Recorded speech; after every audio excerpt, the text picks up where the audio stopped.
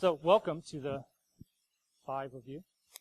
I'm glad you could stay here for the last session of the day. I appreciate you making the time to do it. I'm Prof. Heverly. I'm a professor at Albany Law School, and this conference is sort of right in my wheelhouse. I do everything related to technology and law. So I do a lot of stuff that centers around the internet, those things that center around any sort of technological push. I do a lot of drone work. I'm doing some stuff on legal issues and cyborgs, and all of those sorts of issues. So the kinds of stuff that comes up in any con is really the kind of thing. Now, what I wanted to talk about today is why all of us, whether we're lawyers or not, should be thinking about and engaging with the law in all of the kinds of things we do and how we can't really check out, although it's really easy to want to check out. And so I'll just start by talking a little bit about the ways in which we think about each other. So the way that lawyers think about technologists and technologists think about lawyers. And a lot of time lawyers are thinking about technology in the way of, this thing doesn't do what I want. Please don't tell me to restart it.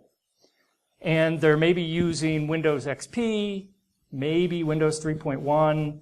They don't have things locked down. Technology's not their thing. And so as an example, I had a law school professor back when I was at Albany Law School in '89. He didn't like the telephone, you know, the one with the landline. And he's still around, and I can't imagine what he's doing today. And so lawyers have these sorts of ideas about technology and about those kinds of things. And part of the way that we are thinking about all of that is sort of reflected in the way that you think back about us, which is reflected in some of these as well. It's along the lines of, I don't want to think about law. So lawyers don't want to think about technology. Technologists don't want to think about law. We get things like, I'm a programmer, not a lawyer. And so when you run into the technologists, they're either really mad about something that they may or may not understand, and the lawyers will be thinking about them and thinking about the way in which what they're doing challenges the law, sort of in ignorance. And you've probably heard ignorance is no excuse, right? And so this is how lawyers many times are viewed and think about technology as well, right? I'm confounded by the magic voices coming from this enchanted talking box. And so what do we do about this? Why does this even matter?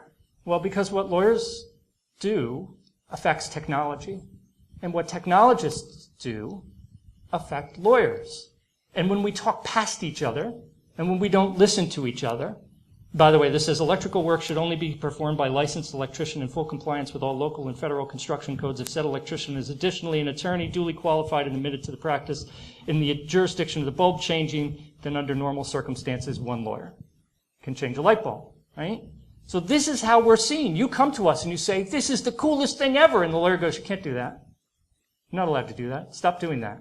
That's not allowed. And that's how we're viewed back and forth. And this is lawyers too. We get in the middle of things, we don't know how they work, and then we're too afraid to ask. We don't want to say anything to anybody. But the difficulty is, with all of this, is that we can't just go into court and say it has technology and stuff. That can't be law's response, and it can't be technologists' response to close their eyes like the sea otter and sing la la la and not listen to what's going on in law, because we need each other. We need to do things in the right way through understanding of each other. And so that's what this talk is about. It's about the ways in which hopefully lawyers and technologists can come to a little bit more understanding of each other. And I'm going to start with somebody who's pretty well known in the law field, Lawrence Lessig. He's going to tell us a little bit about what things regulate, and set a little bit of a structure for some of the conversation. Now, I begin by just setting up a framework of the things that typically are involved in regulation, what I call what things regulate, as a way to understand something more general than what lawyers typically understand when they think about the nature of regulation. So in the center of this picture is the pathetic red dot, this target of regulation, which will be the subject of the analysis which we present here. The target of this regulation, the red dot, is obviously, and as lawyers think, primarily regulated by the law. Probably the most important in many societies is the way that norms regulate behavior. The norms of a society will impose rules on individuals within that society about how they must behave or what their behavior with respect to other individuals must be. Those rules are governed not so much by strict absolute requirements, but often are governed by understandings of members within a community. This is the regulation of the market. The market sets conditions on which you're allowed to interact with others through property and contract. These conditions set, for example, prices that establish the relationship between the amount of one good that you get in exchange for another. Finally, and most importantly, in thinking about the way cyberspace will be regulated, is the regulation of what I'm calling architecture. Now, by architecture, I mean the way in which we find the world, or the physical space within which we find ourselves, even if the way we find the world has been constructed by individuals, not just by nature. These constructions impose constraints on our freedom, and those constraints are, in many senses, a kind of regulation. As the architecture of the internet changes, or what I call the code of cyberspace changes, then those changes can change the consequences that I described that the internet has. So, for example, as governments or the laws and the market or commerce change the relative anonymity of cyberspace through technologies such as this technology here, cookies, we will see changes in the consequence of what markets and governments can do. So, for example, the original architecture of the internet made it so that when you went with a browser to a website, that was a stateless transaction, meaning that the web server had no automatic way to know who you were, and therefore no way automatically to know that you were the person who was there 5 minutes ago, or you were the person who was looking at a different book on a different page of the website. This stateless architecture, of course, protected relative anonymity, but the problem was that it made it hard for the technology to enable the web server to track the desire of customers to, for example, consume or purchase items. And so, to respond to this particular problem, what the designers of early net architecture did was to develop a technology which we have called cookies to enable the website to track what people are doing within the context of the website. But the important point to recognize is that that small change in the design of the network had a very important consequence to the relative anonymity of people behaving in the network, because it made it much easier for computers on the network to begin to monitor behavior of people on the network, because we now had a relatively automatic way to identify people and to track what they do, at least within the context of a particular website. So that's a start off into the discussion of the fact that it's not just law that regulates. Lots of things regulate. And I like Lessig's use of them all around a dot because they're all pushing and pulling. And in different circumstances, law is primary, or the technology in terms of the architecture is primary.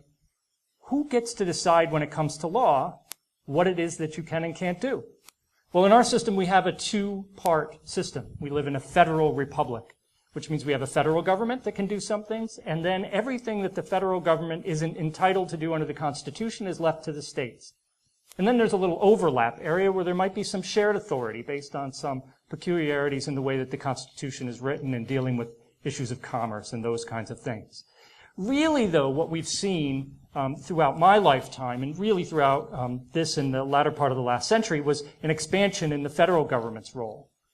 And that has a lot of implications for my topic here, because part of what it tells us is we need to interact at this sort of macro level where you feel like an even smaller fish in an even bigger pond. So it's hard enough to affect your local town and their policy making. It's harder still to go to your county and then to the state. But if you really have to try to do something at the national level, a lot of people just give up and they cover their ears and sing a song and they don't want to hear it anymore. So Part of what we need to recognize, though, is that we do have these multitude of levels of regulation controlling us on the legal side. And understanding them helps us come to grips with how we might want to interact with them. So how is the U.S. government set up? We've got a legislative branch, an executive branch, and a judicial branch. They're each co-equal. They each have their realms in which they do things. We like to say Congress makes the law, the executive enforces the law, and the courts interpret the law. That's way too simplistic, but we can sort of go with it here. What we're going to see is there are opportunities for us as technologists to be involved in all three parts.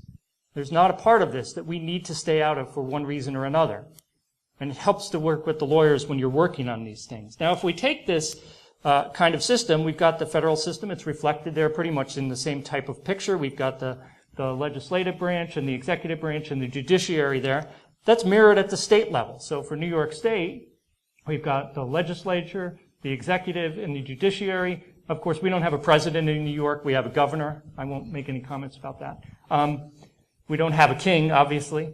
We've got the state agencies under the executive, and they actually kind of act like little mini governments. They make rules, they enforce laws, they interpret their rules that they've made, and that's a system that very much is like the federal, but of course it has its own separate authority. They're not somehow related in terms of where the authority comes from.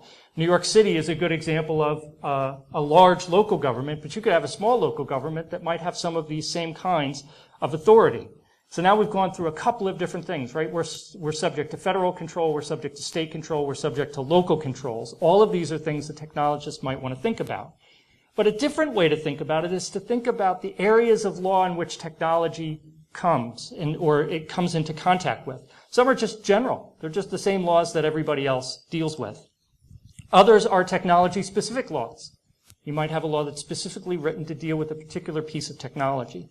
And others are what I refer to as domain-specific laws. So for finance or for health care, you might have specific laws. We don't care what technology you're using. Whatever technology you're using, if it relates to health, here are the rules. And so we'll see those at the federal level and the state and local level. We'll also see them at the organizational level. So you might have some general rules or some technology-specific rules because of an organization you belong to, whether it's a corporation or a nonprofit that's overseeing or accrediting a particular organization. And then some of these things can be imposed simply by agreement through grants and contracts. And so you might have obligations that arise in relation to using specific technologies because of a particular contract that you deal with. If we're going to just give some examples of general legal obligations, contract law is one. You agree to stuff. Generally, you have to do what you agree to. There are some circumstances in which we'll say you don't, but generally you do. Tort law is another one, negligence law. And so if you're careless in how you deal with your technology, you might be liable to those injured. Criminal law is another area that just applies to everybody regardless of whether you're using technology or not.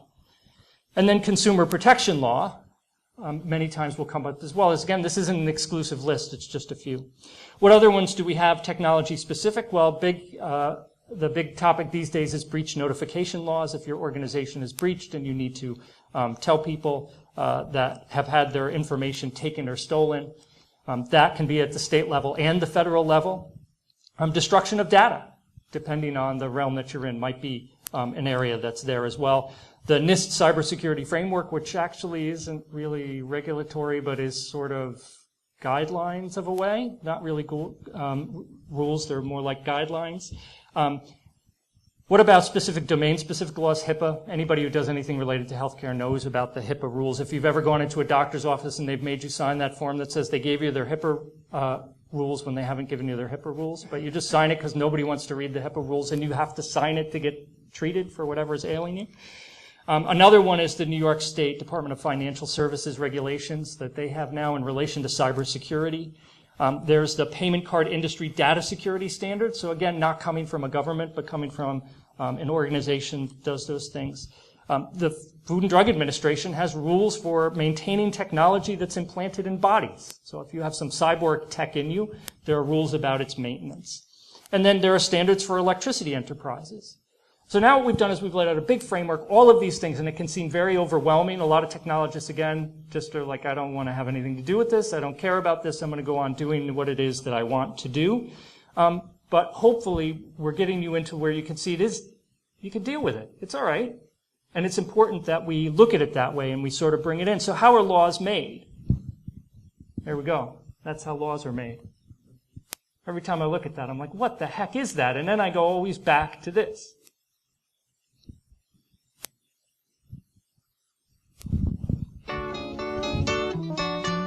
Whew, you sure gotta climb a lot of steps to get to this Capitol building here in Washington. Well, I wonder who that sad little scrap of paper is. I'm just a bill, yes, I'm only a bill, and I'm sitting here on Capitol Hill. Well, it's a long, long journey to the capital city. So if you don't know what that is, it's I'm a Bill from Schoolhouse Rock. You can Google it. Disney has it available for free. The idea is that there is a simpler way to look at how a bill becomes a law. But what we're really concerned about is why legislators make the law. So what kinds of things are they thinking about when they're making law? Who is influencing them? Now, if you believe the popular narrative these days, it's all whoever has the money, right? That's who influences them, and that would pretty much leave us down here with just the lobbyists. Those are the other ones. But we have pressure groups. We have the administration. We have constituents. And believe it or not, legislators, even at the national level, respond to constituents, depending on the action that they take. Political party plays a role. Personal beliefs, re-election concerns, colleagues and staff, all of these things influence legislators and are the kinds of things that we can become involved in and say, hey, I'm going to try to get some influence here and do something in relation to what the law is and where it's going. So, one area that we can actively become involved in, law and legislation. Another one is the rulemaking process, regulations. Agencies within the executive branch make regulations. That's what they do. And then they go out and they enforce those regulations. Many times they do interpretations of them and enforcement within that realm as well. Again, this looks pretty complicated, but as we come to the end, there are some definite ways that you can be involved in the regulatory process. And part of what I'm going to be arguing for you to do is to educate people as to how the technology works and what it's used for, and arguing for uses that are sort of in the best interests of society. Another of the areas is lawsuits. And that seems sort of closed. That seems like a really closed box. Somebody files a suit, there's a trial, there's a jury verdict, maybe there's an appeal. You've heard about appeals to the U.S. Supreme Court or the courts of appeals. We've got those systems within the U.S. federal courts, so the Supreme Court and the federal courts of appeal and the district courts are all there. The systems are mirrored at the state level, and so this is the New York civil state structure. Most states have a high court of their own. They generally call it the Supreme Court. New York doesn't do that. Our highest court is the Court of Appeal. That leads to lots of fun confusion when people don't know that. Our appellate courts are called the Appellate Division. We have one that sits right over there, or I guess it's kind of behind me at this point where I am, called the Appellate Division, 3rd Department. This is just another example. That's Florida's. They do have a Supreme Court. They decided to sort of follow the normal rules for everybody else. And if you look at what a lawsuit looks like, again, it doesn't look like there's a lot of ways for us to jump in there and influence that.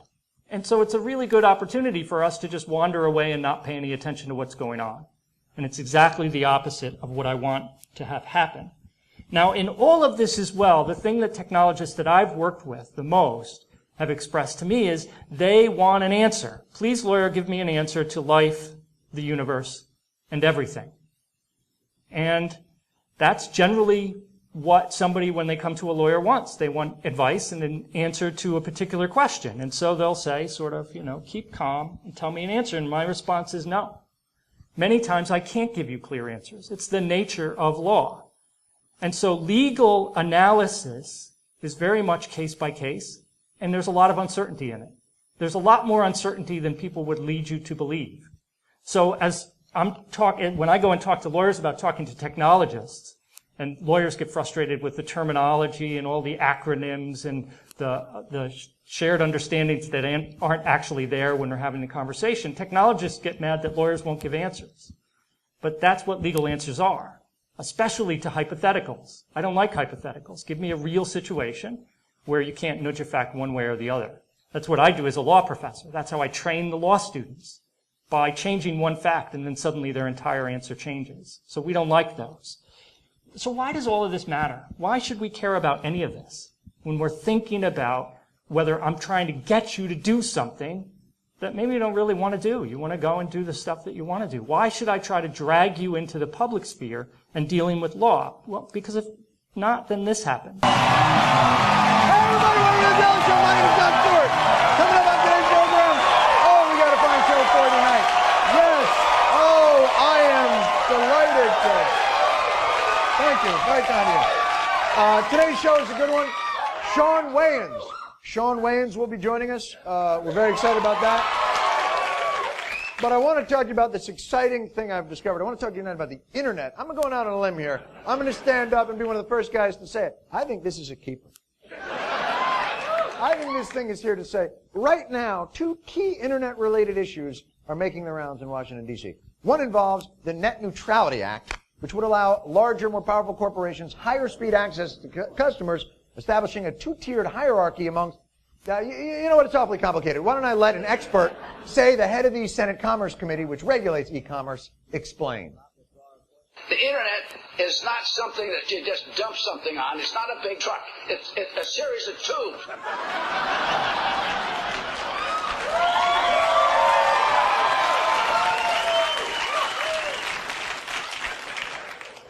All right, that might have sounded more like something you'd hear from, let's say, a crazy old man in an airport bar at 3 a.m.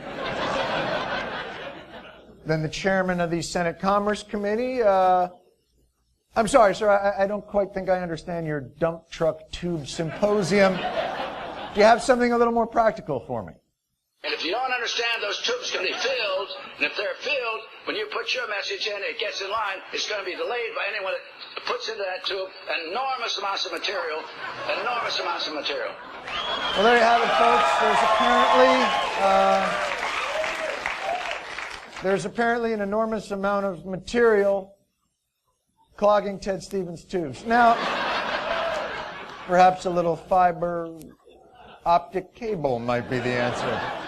Stevens ended his lecture by offering a concrete example of the problem we face.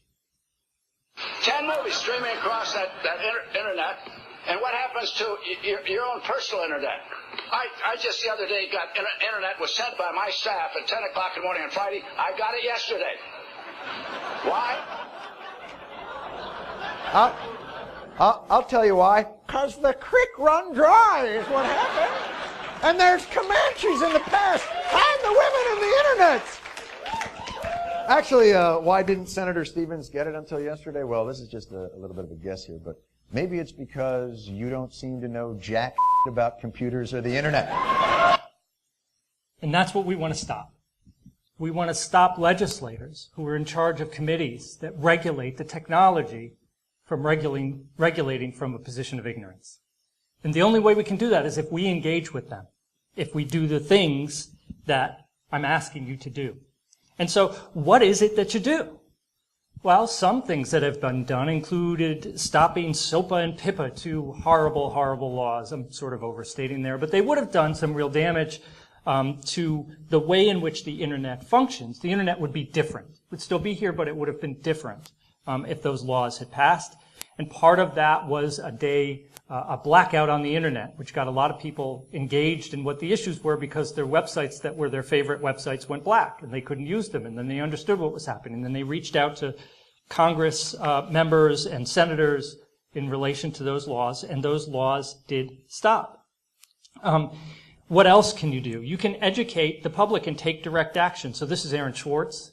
He committed suicide after being indicted in Boston for trying to download information that was out of copyright, but in downloading it ostensibly violated the terms of the website that he was downloading it from because his purpose was to make it available for free on another site. And so he took direct action and took a lot of direct action in relation to the things that he believed in technology-wise. And so this is part of his reason why. I mean, I feel very strongly that it's not enough to just live in the world as it is, to just kind of take what you're given and, follow the things that adults told you to do and that, your parents told you to do and that society tells you to do. I think you should always be questioning. I take this very scientific attitude that everything you've learned is just provisional, that, it's always open to recantation or refutation or questioning. And I think the same applies to society. Once I realized that there were real serious problems, fundamental problems that I could do something to address, I didn't see a way to forget that. I didn't see a way not to. You could also become a lawyer. We need more people who have the technology background to go into law. You have the mindset, I'll tell you. It's the same kind of analysis that you do in designing technology, whether it's code or hardware, and would apply really well. And you would bring a wealth of knowledge for a lot of people who don't want to understand the technology. Remember what I said, if I was talking to lawyers, it's just the flip-flop side of this discussion. They need to engage the technology. It helps now that the disciplinary authorities have told them that they're supposed to understand the technology or else they're committing malpractice. That's a useful clutch that we can use with lawyers. But they're just going to hire somebody, some of them, and they won't understand it. But they could still end up in cases with it. They could still end up doing regulations and law and designing rules and writing contracts. You guys can go and learn about law. You could become lawyers and go into the field and educate. What else can you do? Well, I showed the legislative map, a little bit of the Schoolhouse Rock bill. There are lots of places in there to intervene. Going to your legislators. Find out who they are. There's a hierarchy of what works. Office visits are best. Phone calls are next. A personal email is supposedly then next, and then all they do is count the form letters. They can filter off the form letters and they count them, and sometimes they care about them, sometimes they don't. Depends on the legislator. But if you go into an office and you talk to a staff member about an issue that concerns you, that supposedly, according to people in the offices, makes a difference. We've seen some of that in some of the run-ups since the changeover in January, that there's been a lot of movement from people on different things. And when technology comes up, you should go and see them. And you should talk to them about what the technology means. Don't talk to them about how the technology works. Tell them what it can do for them and for their constituents. That's what they're going to be worried about. What about regulations? That seems all very sort of formal and formalistic. They publish things, they publish rules. You can comment. Any regulation that's going to be adopted has to be published first for a comment period. And anybody can submit a comment. Write a comment. Get other people in to write comments. Make them pointed. Make them related and relevant to what the agency is trying to do. What else can you do? What about cases? You can't be involved in a case unless you get sued or sue somebody, right? Well, that's wrong. Especially if it's on appeal. Because all courts have a process called the amicus process. And an amicus is known, that's a word for friend of the court. And you're not a party to the lawsuit, but you have an angle or some information that you can provide to the court that will help them decide the case. Maybe something that's not represented by the parties. It's not useful to simply go and parrot what the parties are saying. But if everybody's talking about a new technology or something that you know something about and they're getting it wrong, then you should do an amicus brief. How do you do that? You find a lawyer like me willing to write the brief for free as a pro bono effort. You're the amicus. You work with the lawyer to write the brief to make sure it's represented. If you want to see some of those, go to the U.S. Supreme Court site. The amicus briefs are on there. You see them. The U.S. Supreme Court gets tons of them. But where you can really make a difference is the New York Court of Appeals and the appellate divisions. Even the circuit courts in the federal system don't get as many amicus briefs. And when they're done by technologists who know what they're doing, they can influence the decision and help it at least turn, maybe not in the direction you want, but for reasons that are understood by the court. So that the court's not writing about the internet as a series of tubes, because that's not what we really want to have happen. And so you could do a lot of the protest kind of stuff too. You can do the next one that's coming up is this July 12th Internet Stand to Save Net Neutrality. The FCC, toward the end of the Obama administration, implemented rules that ensured net neutrality from internet service providers. One of the dissenters from that opinion at the FCC is now the chair, and they have the votes to rescind those rules, and they're in that process. And so this is a protest that's going online on July 12th. You can join that process. But part of what I'm asking you to do, or really the heart of what I'm asking you to do, is to help the lawyers and the policymakers connect the dots. Now, if you're completely cynical, you're not going to want to do this because you don't think it matters. But I can tell you that even in today's environment, it does matter. Even if it's giving weapons to the people who are already on your side and helping them better understand the technology to make better and stronger arguments against colleagues who might not be focused on the things that we wish that they were focused on. Draw the lines for them. Connect those dots. Put it together in a way that it makes sense. And unfortunately, as what we're seeing now, you've got to do that over and over again. Because when you think you've won a battle, like net neutrality at the FCC, it can be undone. And if it's undone, or if somebody threatens to undo it, then we've got to get in there, and we've got to do it again. And we've got to fight the battle, and that's July 12th, the start or another step in the battle against the undoing of net neutrality. And so I hope that those of you who are here will think about ways that you can interact in this space and put some time to it and reach out to lawyers who are similarly minded and work together to improve the whole process for everybody. So if anybody has any questions, I'm happy to talk to you about any of these things. Yeah? I was curious about your involvement with activist groups that participate in any of them that are technologically related, and if so, go forth and doing that on your own approach. So I don't know if I'll be able to think of examples. The internet or law and technology law professors from throughout the country are pretty well connected through both in-person meetings and a fairly good set of listservs. And so I've signed on to a lot of briefs written by experts in a variety of fields in a number of cases. The one brief that I've done to the Supreme Court was in a whistleblower case, and I was approached to do that one. I was approached to do another one in a journalism case that I won't be able to do because the time frame's too short. And it goes both ways. I've looked for people to be amicus, and then I've been approached. And then I've joined other briefs being written by other people. Right. And after commenting, because we're all lawyers, so, and further, we're all law professors. So you can imagine sending your brief out and saying, okay, who wants to sign on, and then getting back, the comments that would come. But there's usually a pretty good and robust discussion, and then we sign on to the briefs, sometimes en masse. Right? I'm curious about organizations like EFF or CDT or specific legal organizations. What are some of the groups that are that are pushing on the issue? Well, probably one of the strongest right now is the ACLU, which has really come out strongly. EPIC, which is about privacy. CDT, Center for Democratic Technology, is leading efforts. There's been a group of people that have come together and brought in industry in D.C. and have been trying to reform the Electronic Communications Privacy Act, which is way, way, way too old and is a mess at the federal level. It's one of those technology-specific things that was really written for wireline phones with a couple of little nudges here and there, and it's a real mess, but we can't seem to get any movement on it. I follow that effort. I haven't actively participated in it, but EPIC's in there, EFF is in there.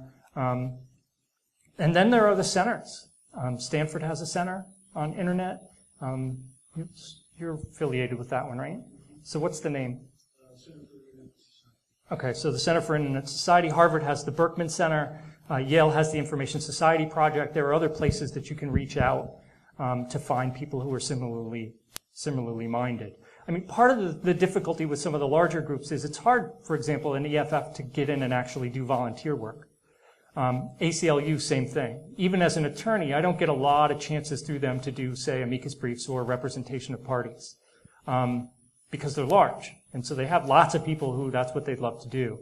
And so if you wanted to do that, getting involved in the similar kinds of organizations or staking out a place in state legislation or state policy could be really useful. There was another hand before? No? Okay.